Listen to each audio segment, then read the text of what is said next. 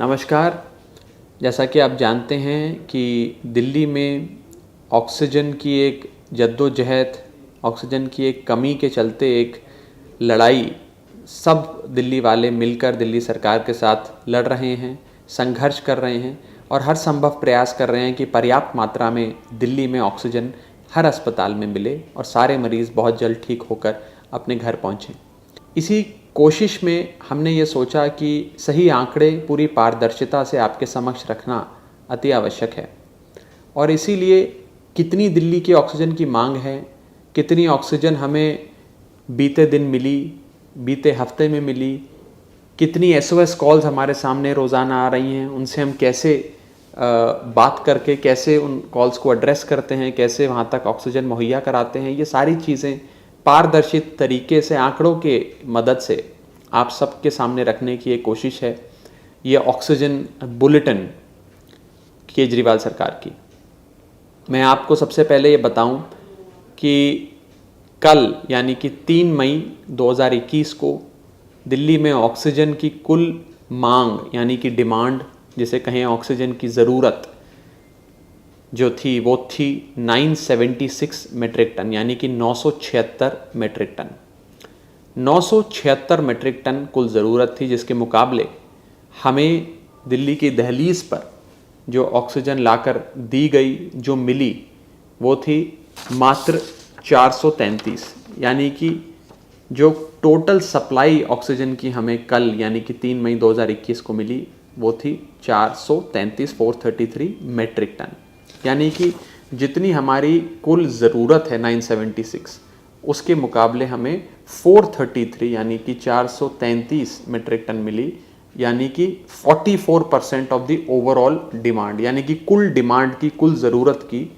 44% oxygen Delhi को कल नसीब हुई। इसी के साथ साथ अगर हम बीते 7 दिनों का वीकली एवरेज निकाल कर देखें तो वीकली एवरेज भी हमारी ज़रूरत तो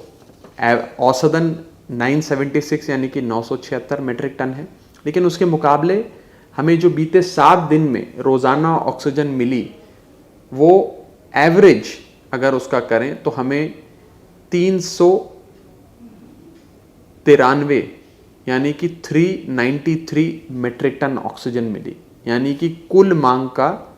40%, सिर्फ 40% ऑफ द टोटल डिमांड हमें ऑक्सीजन मिली। इसी के साथ साथ जब ऑक्सीजन सप्लाई कम होती है, जब ऑक्सीजन पर्याप्त मात्रा में नहीं मिलती है, तो देखा जाता है कि अस्पतालों में ऑक्सीजन ख़त्म होने की कगार पे आ जाती है। उस स्थिति में हम लोग एक बेटर मैनेजमेंट करके इस ऑक्सीजन की जो कमी है उसको पूरा करने की कोशिश करते हैं। टीम केजरीवाल दिन रात मेहनत करती है। हमारे सारे ऑफिसर्स, सारे लोग 24 घंटे हॉस्पिटल्स को ट्रैक करते हैं कि किस हॉस्पिटल में कितनी ऑक्सीजन बची है, क्या वो रेड जोन में आ गया या अभी भी सेफ जोन में है, कितने घंटे की सप्लाई बची है। और जैसे ही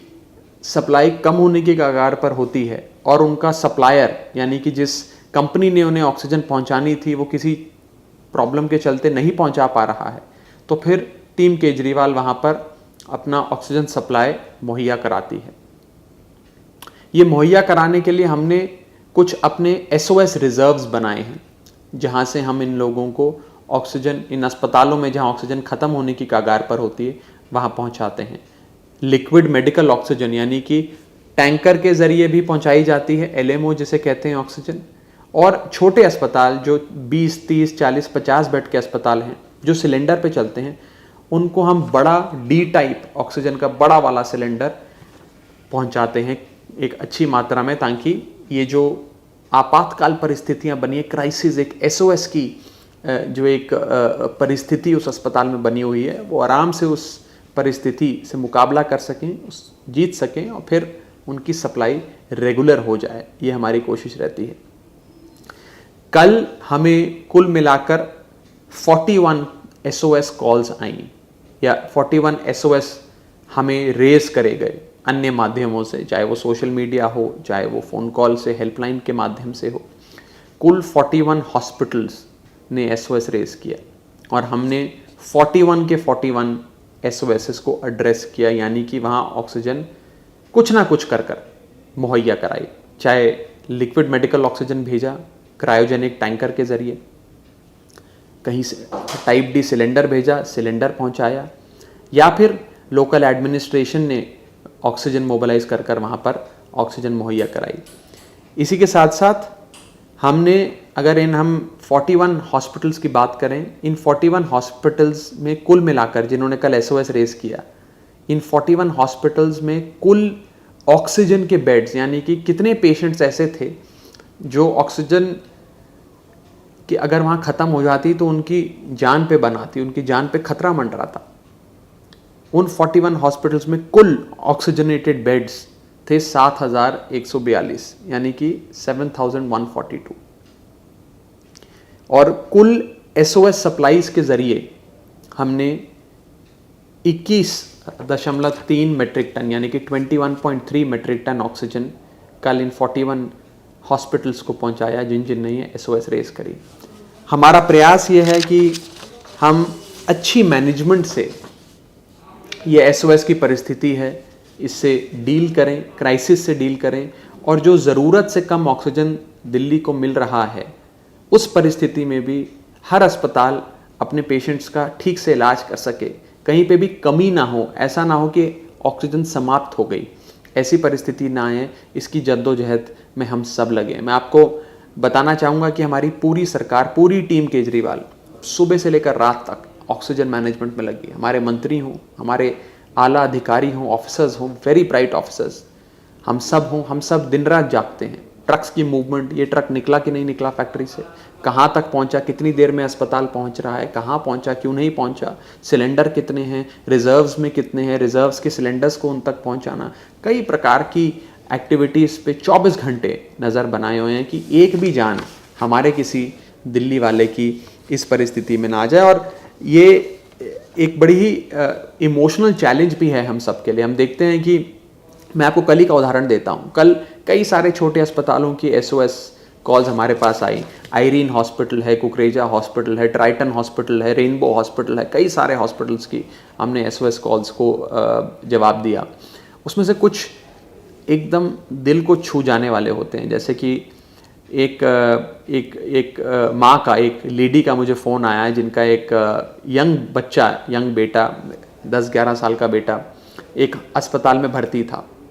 और वो ऑक्सीजन सप्लाई पे था। उसे ऑक्सीजन, हाई फ्लो ऑक्सीजन यानी कि मास्क पहनकर उनको ऑक्सीजन का सप्लाई जा रहा था। कोविड के मरीज़ थे और माँ का उनकी रोते हुए फ़ोन आया कि इस अस्पताल में ऑक्सीजन ख़त्म होने वाली है, कुछ भी कर इस अस्पताल में ऑक्सीजन पहुंचाइए। इस हॉस्पिटल में मात्र 1.5 घंटे की, 2 घंटे की ऑक्सीजन सप्लाई रह गई है। हमने एक ट्रक हमारा लिक्विड मेडिकल ऑक्सीजन कैरी करते हुए किसी और अस्पताल की ओर जा रहा था। उसने जिस अस्पताल में जाकर ये ऑक्सीजन पहुंचानी थी वहाँ पर पर्याप्त मात्रा में पहले से रिजर्व्स बने हुए थे, वहाँ पे आपातकालीन परिस्थितियाँ नहीं थी। हमने जल्दी से उस ट्रक को मोड़ा, सबसे पहले इस हॉस्पिटल में जहाँ पर जिस माँ ने हमें फ़ोन कर बताया कि उनका बेटा बहुत नाजुक दौर से गुज़र रहा है, वहाँ ऑक्सीजन सप्लाई की कमी हो सकती है। SOS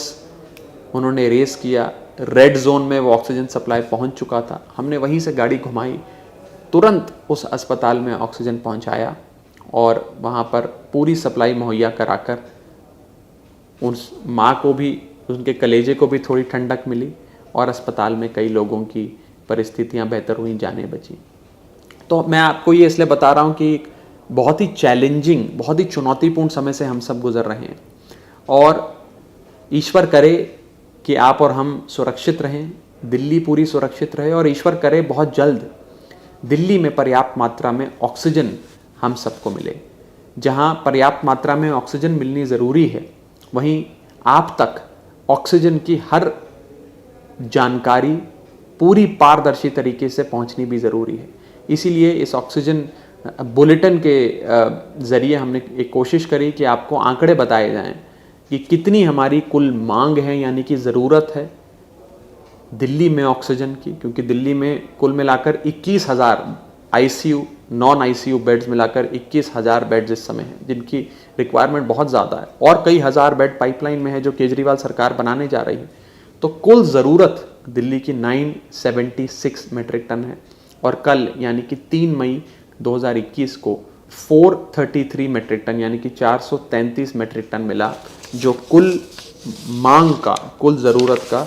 44% है। यानी कि एक बहुत बड़ा प्रतिशत, बहुत बड़ा गैप, 56% का गैप डिमांड और सप्लाई में अभी भी बरकरार है दिल्ली में। और मुझे विश्वास है कि बहुत जल्द ये गैप कम होगा, और जिस तेज़ी से ये गैप कम होगा उतनी तेज़ी से हमारी SOS कॉल्स और ये ऑक्सीजन क्राइसिस भी कम होगा। बहुत बहुत शुक्रिया।